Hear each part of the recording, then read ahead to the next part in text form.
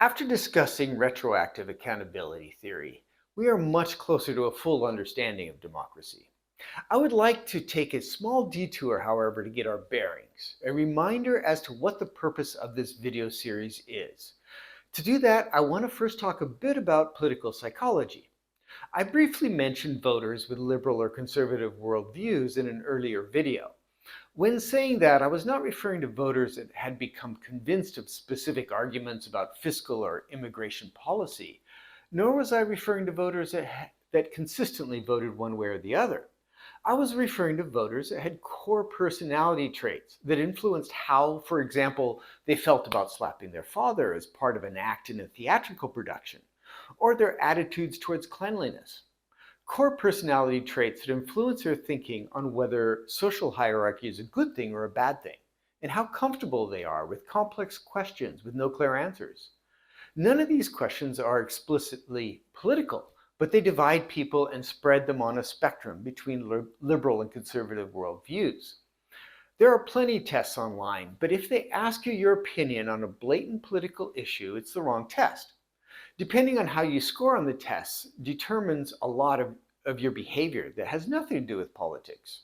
You will play games with a slightly different strategy from people that score on the opposite side. Your taste in music will be a little different, and even your humor differs in the type of jokes you find funny. But here's the kicker. Worldview conservatives prefer tried and true as opposed to experimental. They prefer homogeneity and harmony in society rather than a spattering of different groups and strong individualism. No big prize for guessing whether they would tend to be fiscal conservatives or prefer less immigration. Worldview liberals likewise have attitudes that correspond rather closely with traditional liberal political ideas. Before we get into the meat of this topic, I want to make sure everyone understands that while you may be 100% Democrat or 100% Republican, no one is 100% worldview one way or the other. Your worldview is more nuanced and mixed.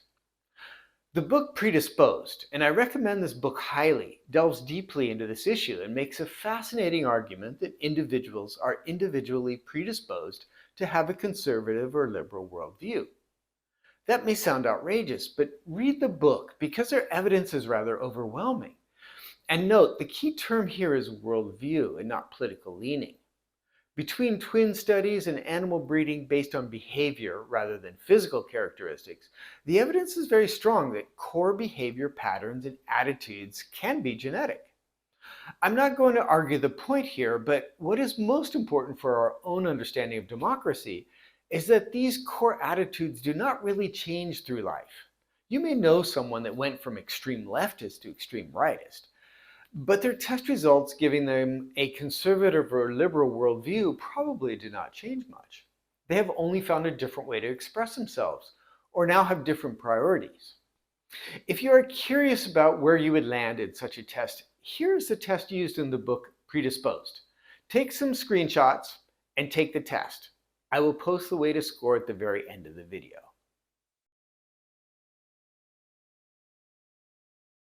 So what does this have to do with voting patterns? Why are conservative or liberal worldviews important in a discussion about democracy? Good question. First, I'm going to talk about what I think it should have to do with voting patterns. Remember, this whole series of videos has the goal of understanding where democracy is failing and what we can do to strengthen it and make it more robust. In order to do that, we need to have an ideal to work towards.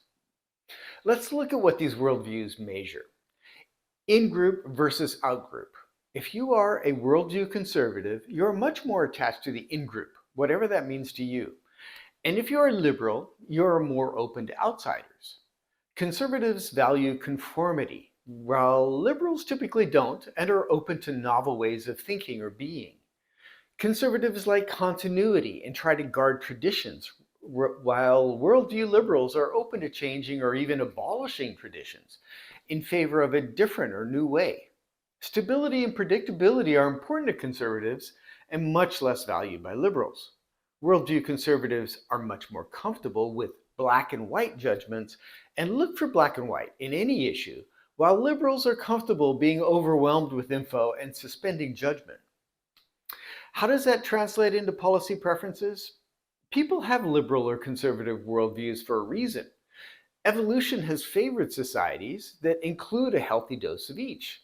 Societies should embrace change, and societies should guard traditions and practice best time honored techniques. Societies should have concrete values and also should show flexibility. Democracies should be dynamic with open tension between the two poles of conservative and liberal thought.